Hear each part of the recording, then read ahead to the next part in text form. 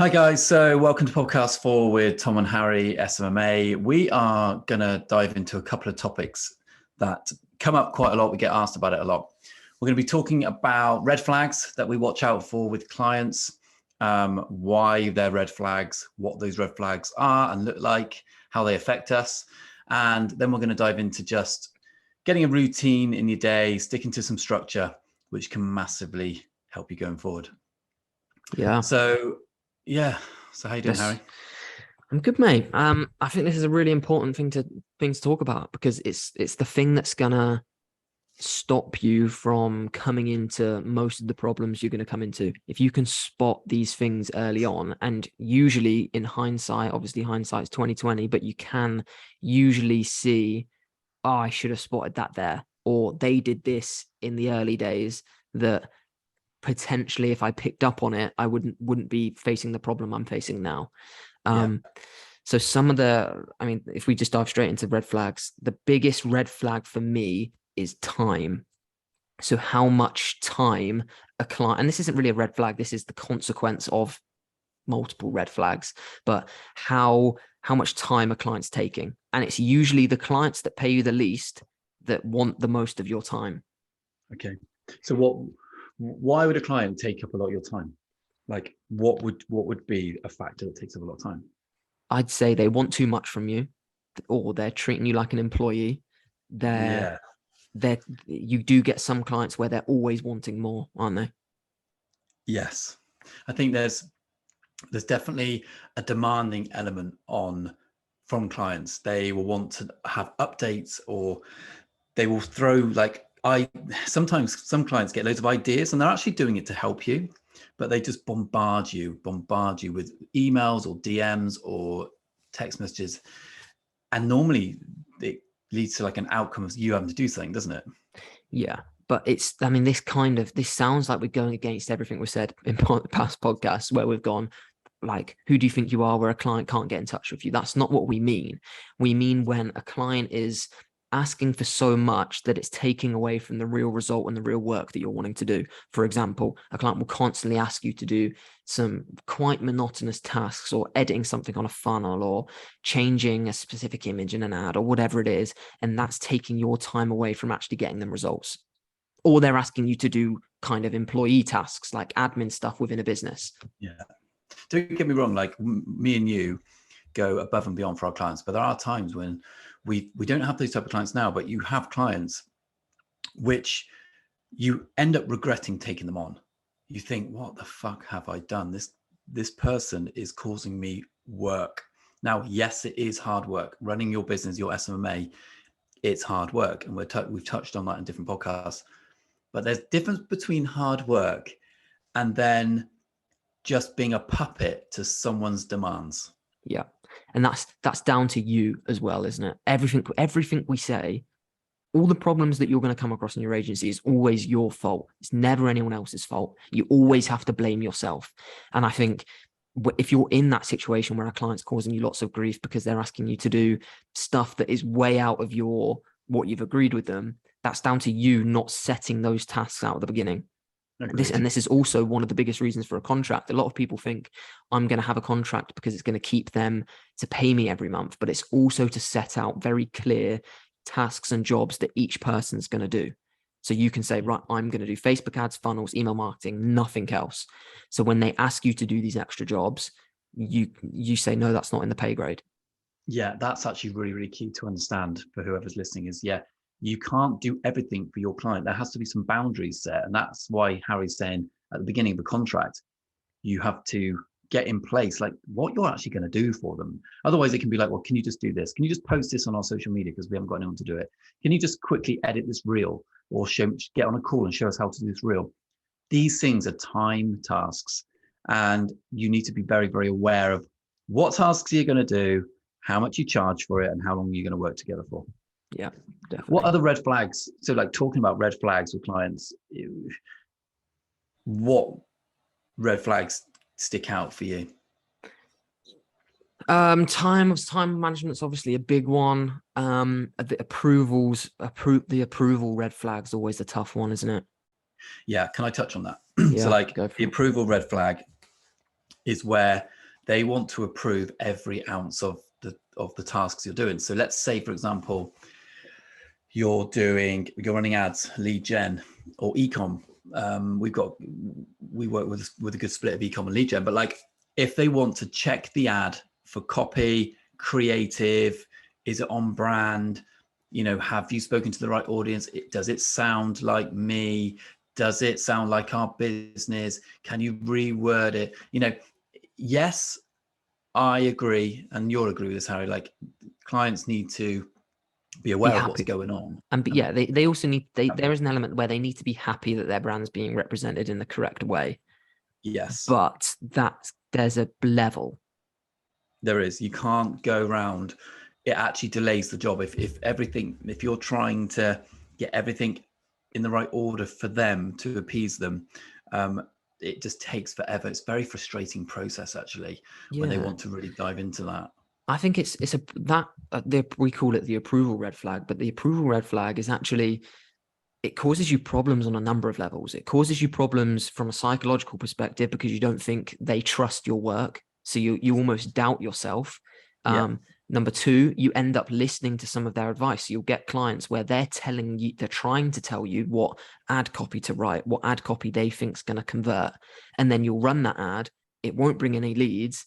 And then you're almost questioning, your ability in a way, but also it prolongs you getting results. So it's going to affect you in the long term. So them telling you how to do your job, or them approving things and going back to you, is going to prevent ads going up on time. It's going to prevent new cycles of ads going up, which is therefore going to slow down them getting results, them earning money, which means at the end of the 3-month agreement, they're going to evaluate what's happened. You've not made them as much money as you can, not down to you, down to them, because they've been prolonging the process. Yeah, completely agree.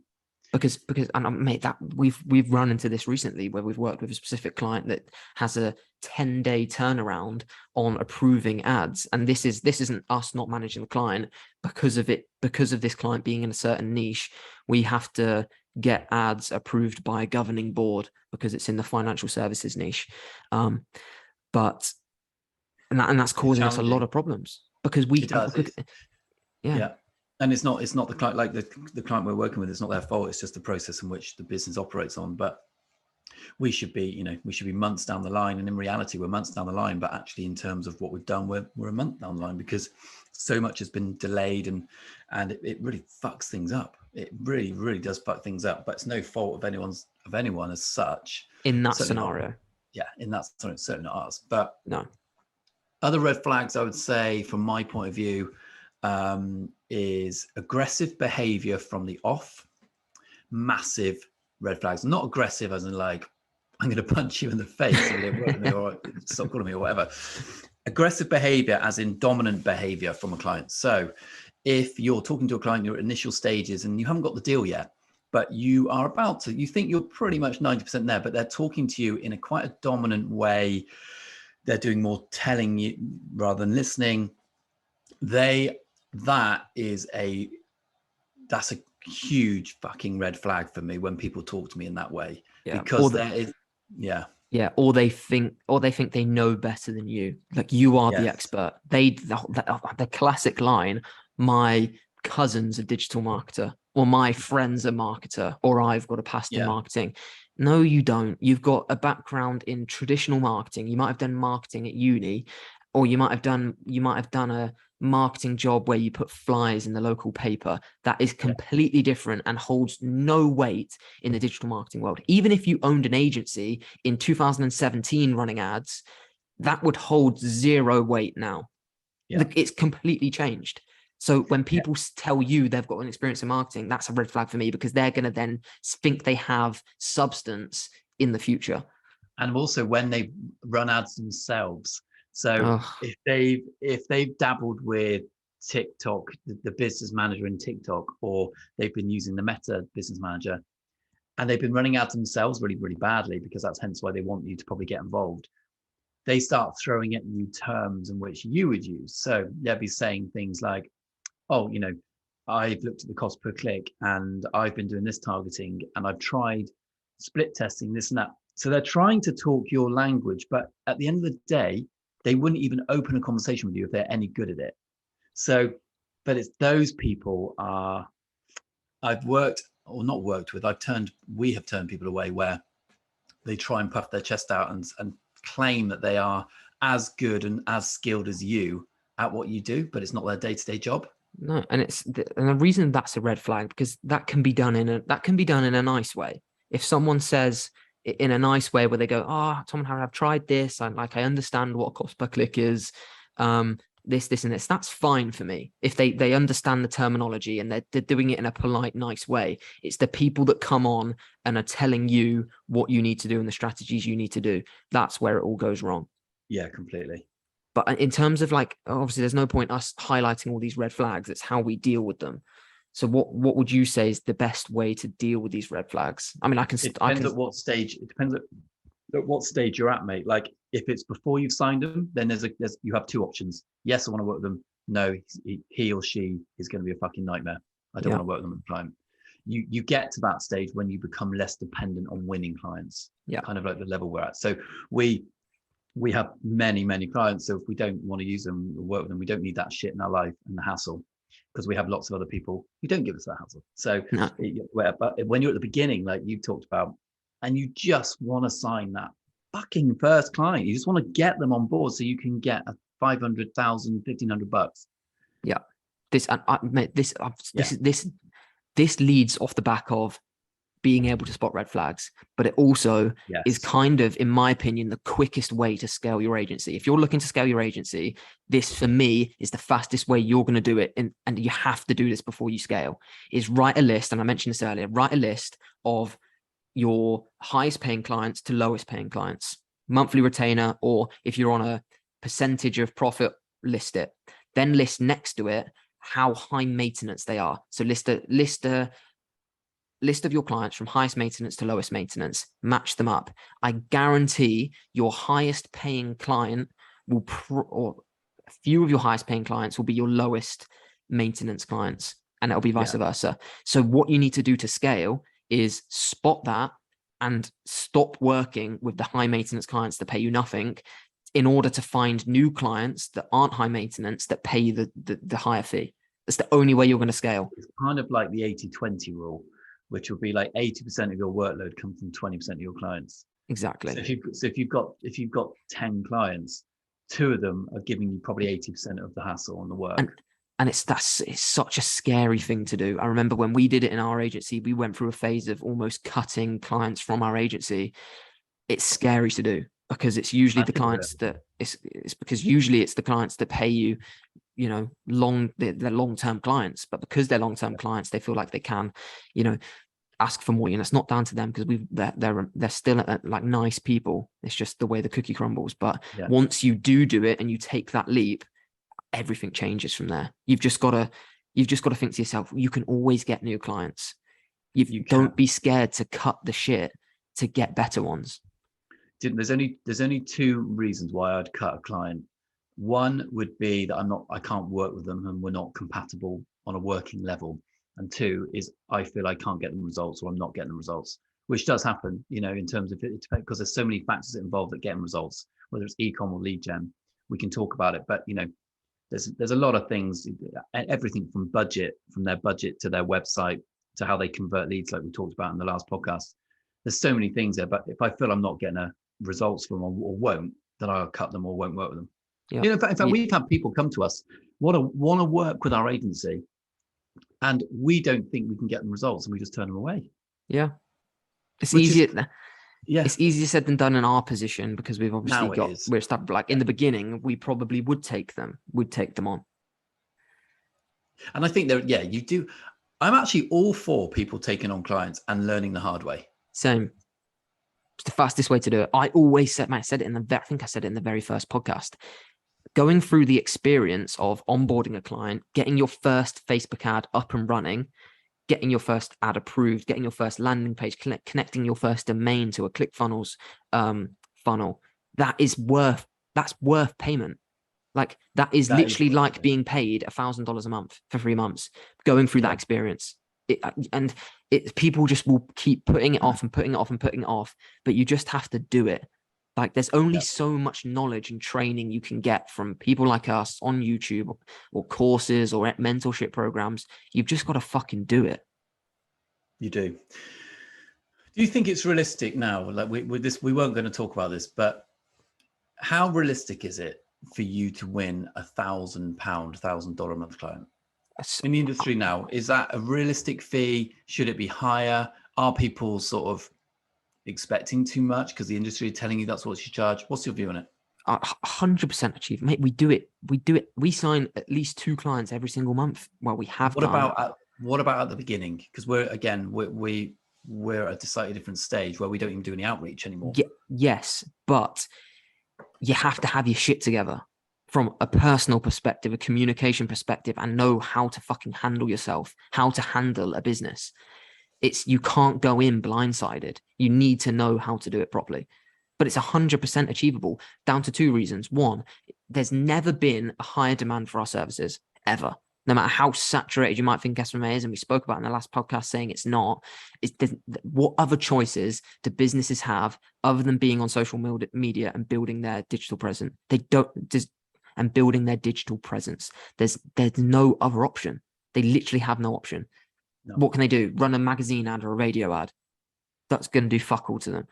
It's the only way to successfully scale your business. And in a time like this, people might think, oh, we're going into a recession. How are people going to afford 2K a month this, 3K a month that? But what are they supposed to do? Cut back on marketing to get even less sales? Makes no sense. Yeah, I think that's a really important point, because the businesses that succeed throughout a recession, which we are heading into, are the businesses that reap the rewards long term. I don't think it'd be people like, if I'm owning a business and I'm paying digital marketing agency that's bringing in all the sales. We've worked with, mate, one of our clients last week said, you're bringing in, and this is a big, I don't want to speak too much about the actual client. It's a big company across the whole of the UK, has sites, I'm going to call them, across the whole of the UK, in London, Sheffield, Liverpool, Glasgow, everywhere. And he said, we are bringing in 85% of his leads, 85% of his business. So if he removes us, he's left with 15% of his business. He's not going to cut us. If you're good at and you're bringing in results, you're not going to get cut, and you're going to be referred to all of these other businesses. So you think if he goes to a lunch or a dinner with four of his friends that own a business and says, Tom and Harry are bringing in 85% of the revenue for the whole UK sites, you need to get in touch with them because I know you're struggling. There's 4 clients there already. But that's down to getting good results. If you're not getting good results and you don't know what you're doing, you're obviously going to fall into shit, because you're going to be the first that fucking goes. Yeah, it will be. I agree with you. Like, I think even when you start out, you can definitely charge £1,000, £1,500 pounds a month. You just have to be really, really clear on the service you offer, and don't overpromise, and don't try and win that fee by promising the world. It will fucking bite you in the ass. Yeah, and be honest. Be super honest. Be very caring. And like, you will win clients at $1,000 to $1,500 a month. When you get to a certain level and you've got 20 testimonials under your belt, and your agency is turning over eight grand a month, let's say just minimum 8K a month, you'll find that your outreach will drop less, or unless you want to pay someone to do it, because you'll get referrals.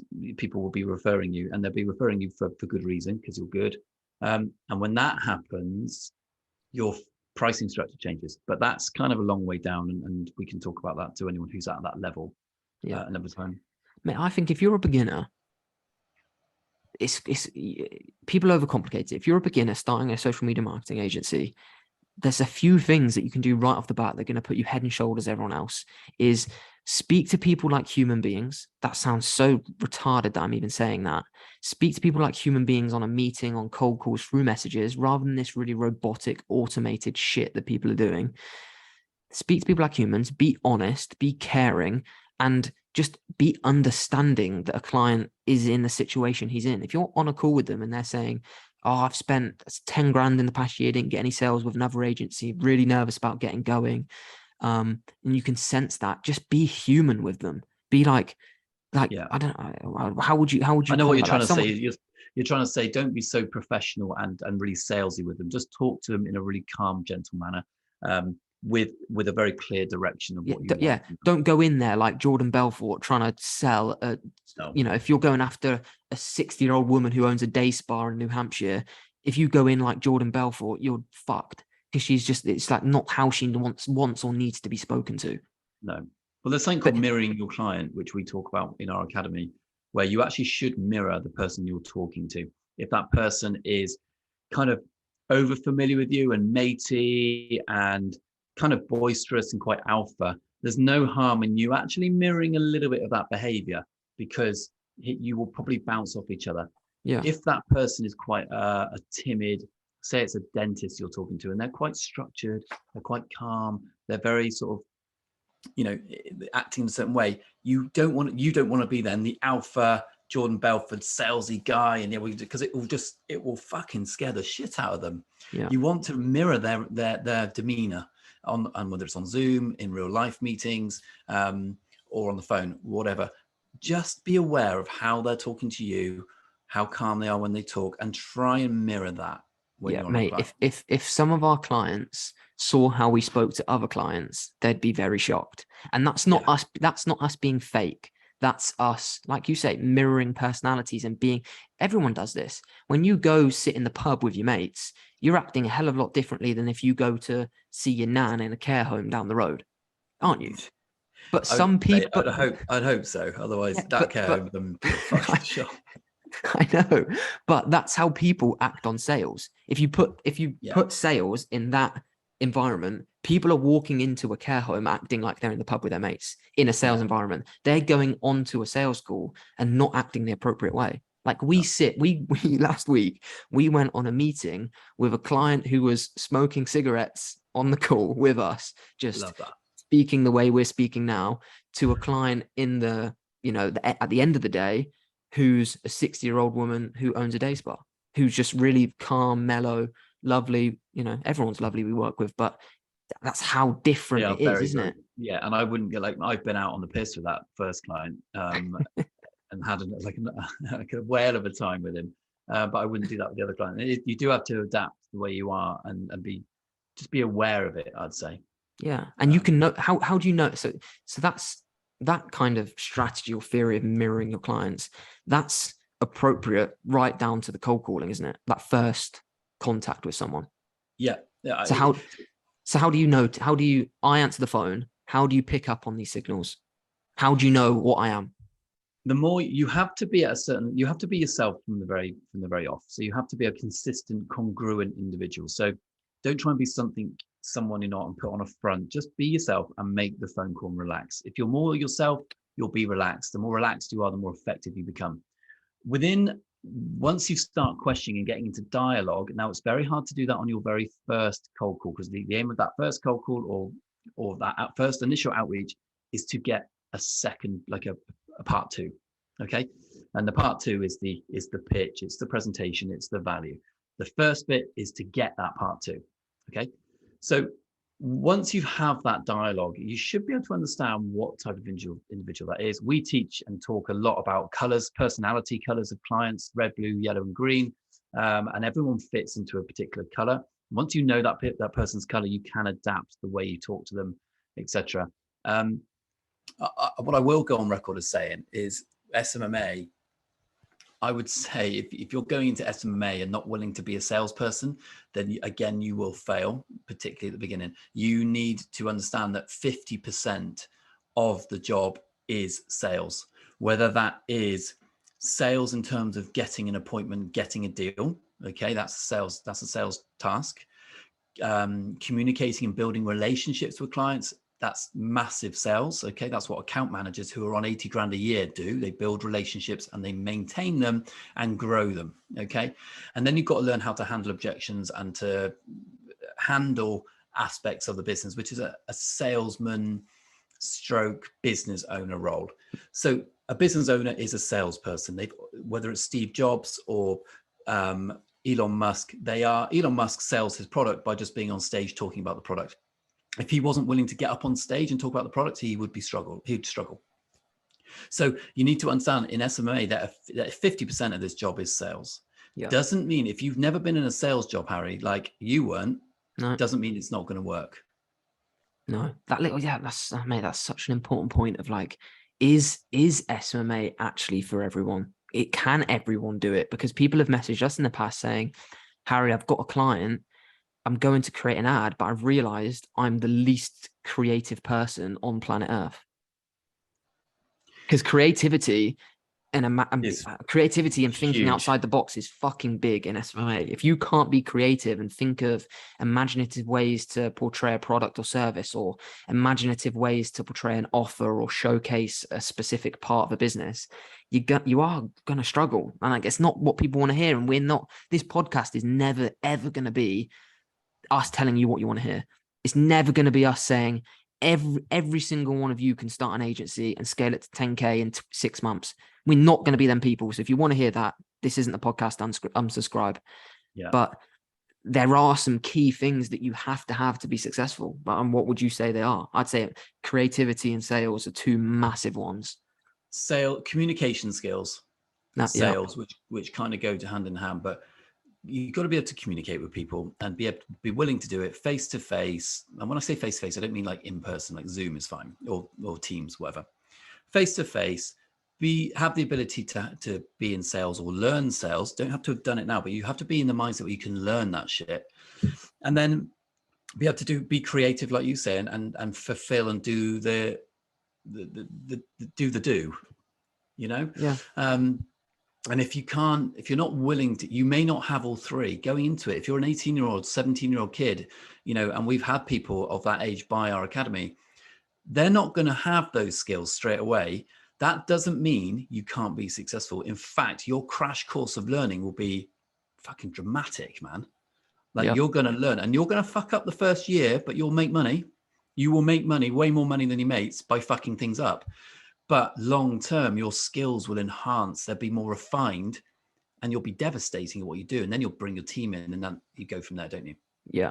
This is such a cliche thing to say, and I cringe actually saying it, but not being scared to fail. Like I say, it's such a cliche thing to say, but the only way in SMMA that you're going to be successful is by not being scared to fail and just going into everything fucking head first and just being like, I don't give a shit if this fails. I don't care if this goes wrong. I'm still going to fucking do it.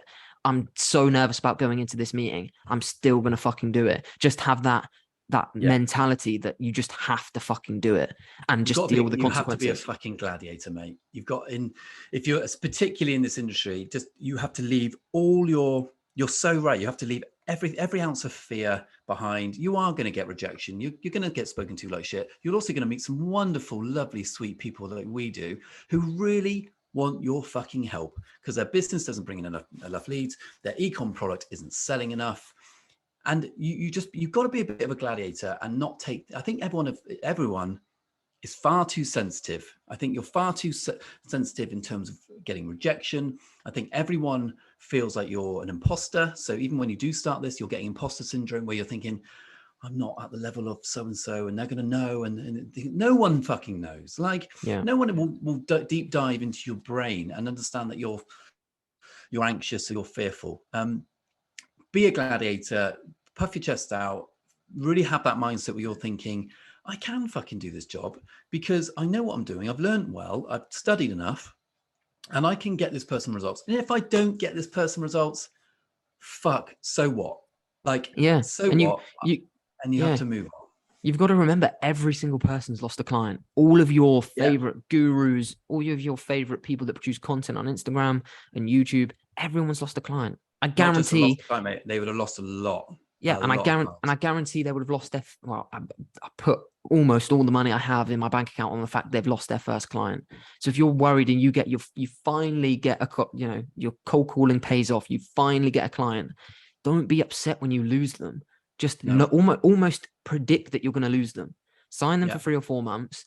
Do the best job you can. Make them money, and then if it comes to the end of it and they don't want to carry on, just be like, "That's amazing." And hopefully you've got them, a good enough result that they're happy with. That doesn't mean they're going to stay on.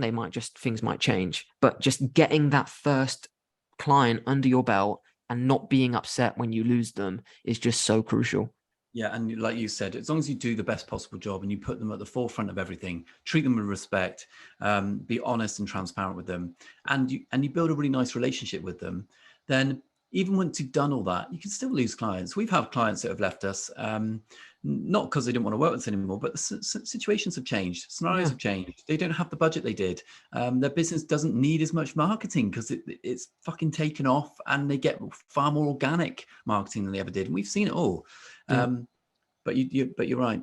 Yeah, I think to help that, something I talk about in the academy, in the early stages of staying motivated, is not letting your emotions get away from you. So if you're a beginner, you've not signed a client yet, if you sign a client for say 2K a month, just keep a level head. This sounds really ridiculous because you're going to want to celebrate because it's going to feel fucking amazing, but don't go quit your job immediately. It's like that video online where people, have you seen them things where people get a fake scratch card? They scratch it off, win $1 million. They call their boss saying, fuck you. I hate my job. I quit. And then this mate says, that's a fake scratch card, mate. And he's like, oh no. That's the same thing I predict with like people with SMMAs. They sign a client for 2K, quit their job, and then they lose the client and they're like, fuck. Like, you need to keep a level head. Don't celebrate too much winning clients so that you don't lose your head when you lose them. I think that's really important. Yeah. I think you've got to be a fucking moron to quit your job after winning one SMMA client. But we have understood that people get very carried away. They start believing that they're hot shit and that they're untouchable, and they can sit on a beach with some bird in a bikini and just do fuck all work. And that's the road to ruin, man. Yeah. No, there's so much to discuss, isn't there? We could go on for hours, and that's why we started the podcast. But we could literally go on for hours of the do's and don'ts of this industry, because they're just never ending, aren't they? Never ending. But what I want people to understand is the do's and don'ts in this industry. We witness all the don'ts way more than we witness all the do's. We see people doing bad practices 80% of the time. The benchmark, I've said this so many times, Harry, haven't I? Yeah. The benchmark of SMMA is fucking ridiculously low. Which is why when you stop doing all the don'ts and do all the do's, miraculously you start making fucking money. Yeah. Like, it's just, you just need to get your shit together and just realize what to do and what not to do, and put the hours in. It comes down to drive, mate. You've got to be driven.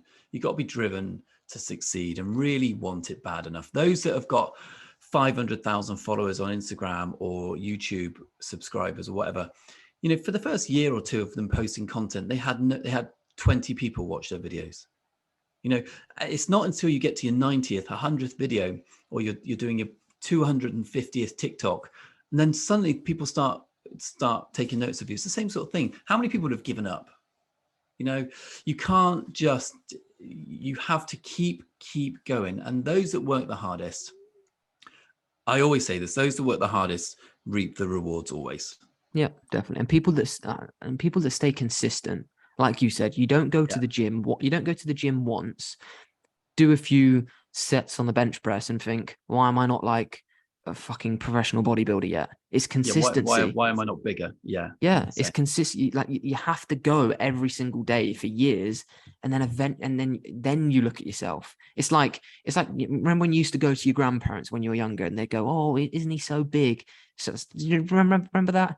People, or like your kids, people must say that to them when they're not seeing them in like a year. They'll say, "Oh, you've changed so much," and you think, "Have I changed that much?" Look the exact same, but it's that.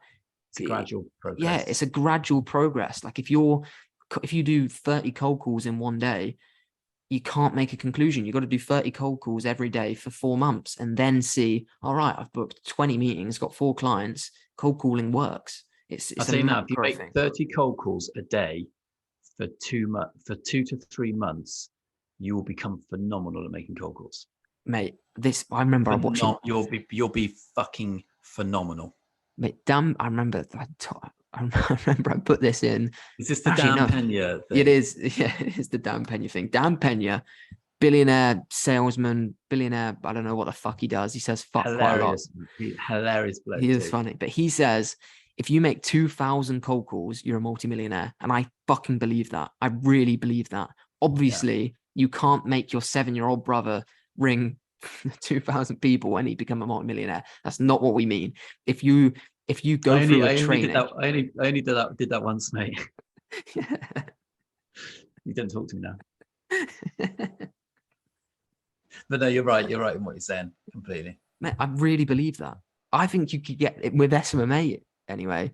I think you could do 500 cold calls. Right? If you did 500 cold calls, how many people do you reckon you'd book, and how many people do you think you'd sign?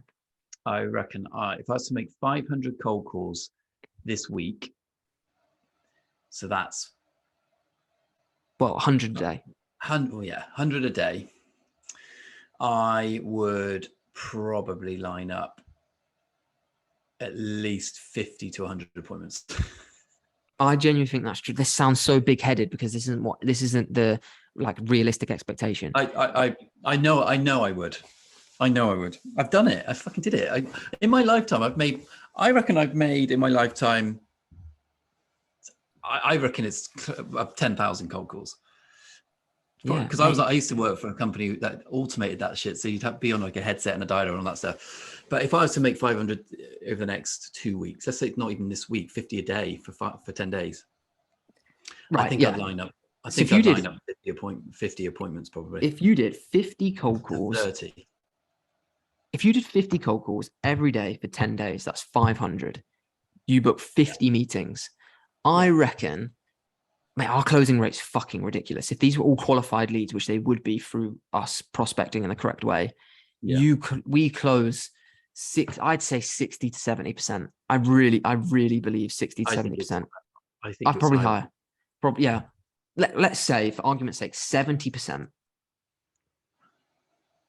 So what's that? 15 off that? That's 35 clients. Yeah, which you wouldn't be able to handle in one go. No. So this is this is putting it in perspective. Dan Pena, multi-billionaire, I'm going to call him, said 2,000 cold calls, you're going to be a multi-millionaire. We're saying we can do 100 cold calls every day for 5 days, or 50 cold calls every day for 10 days. We're going to book 50 meetings of 500. That's 10%. Really, that's not difficult if you know what you're doing on a cold call and you speak to them in the appropriate way.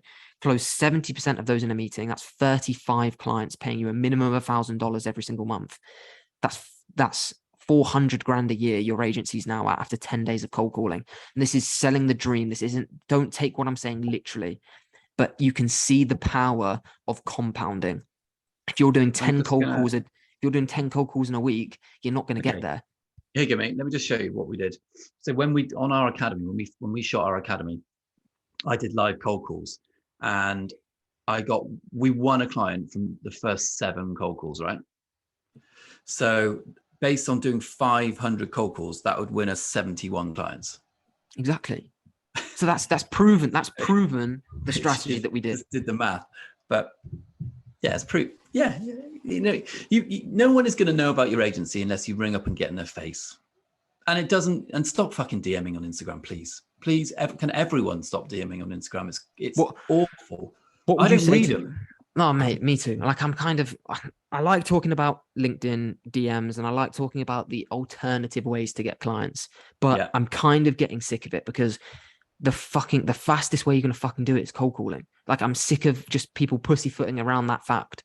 Like just fucking pick up the phone. However, what would you say if people can't physically cold call for whatever reason? There absolutely are other ways around it to win clients. Get on Upwork. If you don't have an Upwork profile, get on Upwork. Well, how do I do that, Tom? Get on YouTube and type in how to set up an Upwork profile. Use your fucking initiative and get on Upwork and start applying for jobs, right? You can then get on LinkedIn. I don't have a LinkedIn profile. Well, get a fucking LinkedIn profile. Make it look super good, very, very professional. Build your network, connect with whoever you can connect with and start reaching out. But it costs $90 a month, Tom, for the premium. Fucking hell. You win one client from that is paid for. Yeah. I actually think LinkedIn Premium is a really, really good thing to have. Mate, you can have 20. I think that you know 20. Better than me. Is it 20? So LinkedIn Sales Navigator, the paid LinkedIn service, is you get 20 in-mails a month. So you can DM 20 people that you aren't connected with. Not only that, it's a prospecting platform. So you can type in, I want to search for dentists in the London area that have 2 to 3 employees that have at least one third degree connection with me. So they're connected with someone that's connected with me, or connected with connected. Yeah. And then you get a list of people. And even if you're on LinkedIn Sales Navigator, this is a golden nugget here. Always click active on the last 30 days on LinkedIn, because then you're only reaching out to people that actively use LinkedIn. If you're going to the main pot, they're going to be people that don't really check their Instagram account, their LinkedIn account. Super valuable. Massive. So if you do the 30-day free trial, if you're watching this, you want to get a client and your niche is active on LinkedIn. If you're going after plumbers, painters, don't bother doing this. But if you're going after people that you know have LinkedIn accounts and are active on there and post content, go onto LinkedIn Sales Navigator, get the 30-day free trial. So you don't even need to pay for it, and just blast your connections, use your emails to book some meetings. And as long as you're sending the correct messages, you will book meetings and your niche is on there. Fully. Here's another golden nugget for those listening is, how about text messaging as an outreach method? How fucking crazy is that? Because I've done it. And the way you can do that, the only way that works is by getting the mobile number of the decision maker. Now, that there are niches out there, and I'll give you one, kitchen fitters as an example, right?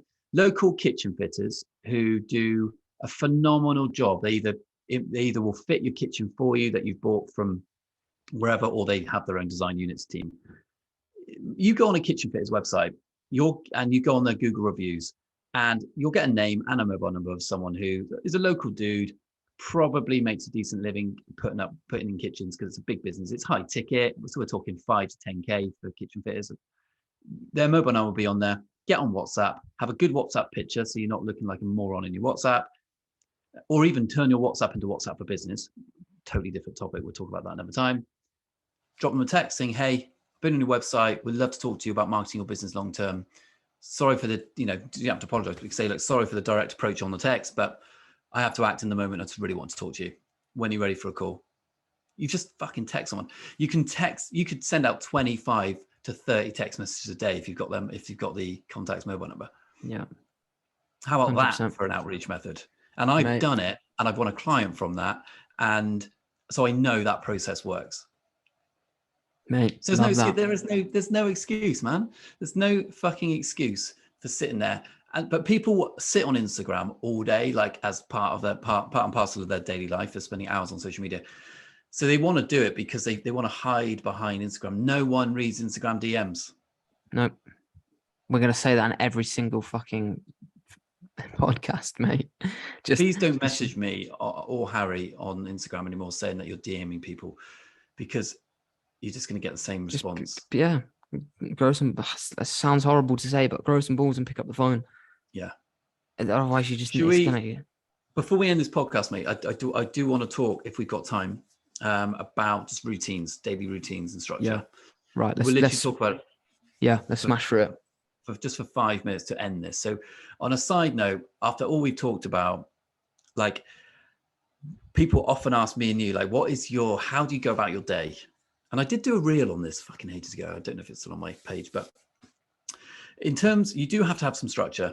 I don't think you can rock up out of bed at 11 o'clock in the morning, in the afternoon, 11 o'clock in the morning, go make yourself a cup of tea, go have a bite to eat, make a couple of phone calls at 12, then check LinkedIn, check your emails, get on Instagram, blah, blah, blah. And then 4 or 5 o'clock, you're just kind of tired and you're thinking, oh, I'm going to put on some Netflix and watch whatever people watch on Netflix. I don't watch TV, so I don't know.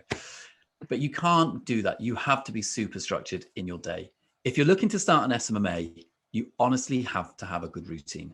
Now, I go to the gym, mate, at 6 o'clock in the morning, 6:30 in the morning. All right. Yeah.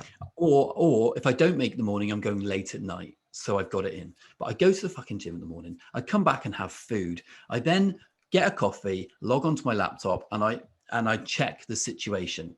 I'll make a to-do list. So if I've got tasks that I need doing, I will write that shit down and work my way through that list. Yeah. I give a certain proportion of the day to outreach to a degree, not as much now, but it could be I check Upwork. It could be that I'm following up on some proposals. Okay. I then checking on my ads, whether that's TikTok, Meta, YouTube, and I'm looking at that. There's a proportion of the day where me and you then take time out. We film a fucking podcast. Then we filmed our podcast. We get back onto it and we're doing more fulfillment. And by the time I get to 4 or 5 o'clock, I'm warmed up. Now that sounds fucking ludicrous, but I don't stop at 5 o'clock because I could stop, but I then will continue. I'll have some dinner, I'll have a bit of lunch, dinner, whatever. And I will plow on through from 5 and probably finish at 9 o'clock at night. That's just me personally, because that's my drive. Yeah, no, mate, I'm very similar. The big, I mean, I don't want to just repeat mine because it's, like I said, it's very similar to yours. But the big thing for me, and you'll notice this when you get more clients, is managing the jobs of clients. And obviously, when you'll get a team that does certain parts of it. But on my laptop, and that's connected to all of my devices, I have a notes page on my notes with all the clients' names, and then below it any jobs that I need to do. So the first thing I do when I wake up is I check leads and sales of every single client. So I go on to Shopify, I go on to WooCommerce, I go on to ClickFunnels, check Google Sheets to check all my sheets of what leads have come through. So then I start my day knowing, right, this client's leads are still coming in, sales are still coming in, leads this cost per click. And that tells me any immediate things, because the number one thing is, are the clients making money still? Then everything else, any changes to funnels, any changes to, any help team members need, that's the number one thing. Are leads and sales still coming in? Yeah. If they're not, then that gets put to the top of the priority list. Right. We need to get some new ads up. We need to, why aren't sales coming in here? That's the first thing we combat. Once those are combated, leads and sales are still coming in, then we're good to go. Then we go to the notes section on my devices and see, right, what jobs need to be done for every single client, and get those done throughout the day, and make a to-do list of highest priority to lowest priority until they're all done. But having that thing at the very start of your day of just an overview of your entire business is so essential, I think, because if you wake up and dive into a funnel that you need to do for a client, and you're neglecting 2 clients over here that leads haven't come in for 3 days because you've not been bothered to check, you're in trouble. But obviously that's only going to come in once you get more and more clients. And I think it's important that even if you have team members that do it, if you're sitting there and you've got team members, and we do have team members that run your ads for your media buyer, not outsourced in-house, hopefully, and you have a salesperson, as the business owner, I still think you need to know how many leads, how many sales are coming in for each client every single day, no matter how many clients you have. You have to have that overall view. You have to check on your results, and you also have to remember that you're running ads to some clients. I've seen it where people are running campaigns and they've not put obviously a daily cap on it, or a total spend budget, and they're running ads, and you can easily, not paying attention, and you've got a 20 30 pound a day, dollars a day budget, you can easily forget you've left ads on, and you can easily do that. And when you do that overview, that then tells you, right, I need to book in this meeting, I need to book in this meeting, because if I see, right, and this happens, you do sometimes miss things. You notice, ads have been going to the wrong URL for the past 5 days. That's happened. You change an ad, or your media buyers change an ad, and it's going to the wrong URL, so no leads have come through, or the automation's not come, so the leads that are coming through on your ClickFunnels aren't going through to your CRM software. And then immediately need to book a call to let the client know. So that doing that at the start of the day allows you to assess the situation and book the appropriate meetings you need to book. I think a lot of people see meetings, and people ask us this all the time: do I need to be getting on face-to-face meetings? And the answer is fucking yes, of course you do. You're not just going to have one meeting when you onboard them and be a faceless person. You're going to need to get on meetings, probably for some clients when times are in that learning phase, every week, twice a week. I think 3 years ago that behavior was happening, and it was accepted, where people would win a client and they'd update them on an email and get paid a retainer every month.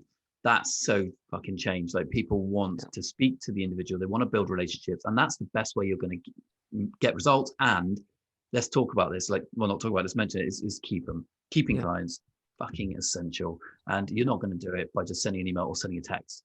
No. But a lot of people watching this won't be comfortable talking face to face with the client. It's too scary, too much for them. It's not. Can't be overwhelmed in this job. Just fucking go home, pack up and go home. If you're going to be overwhelmed with having to talk to someone face to face, and you are in the wrong job, you're never going to be leading a business to a huge turnover and making really great money for yourself if you haven't got the balls to fucking step up and do the jobs that need doing. Yeah. And so much less communication. Yeah, I think this is the perfect way to end it. And I think what people need to realize is we sell a mentorship program. We sell an academy. A lot of people aren't going to know this because we're not people that really push it that heavily because we don't No. want to and we don't need to.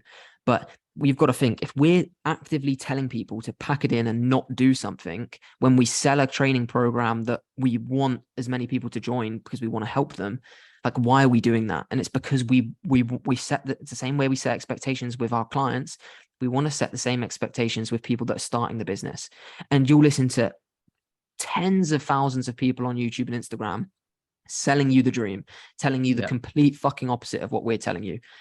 But it's not the truth. And we don't want people joining our mentorship program and working with us and us helping them scale their agencies based off lies. We're telling you the true facts, because once you accept them, it's way better for you. And it puts in perspective that we're selling a program to people to help you scale an agency, and we're telling you everything you don't want to hear. I think that speaks volumes. And I think we're going to strive to continue to do that forever.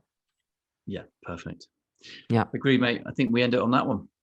Yeah, good stuff, mate. Well, if you've not watched the previous podcast, there'll be a link somewhere around here to watch episode 3. And yeah, drop a like, drop a comment, drop a subscribe, and we'll see you next week. Perfect.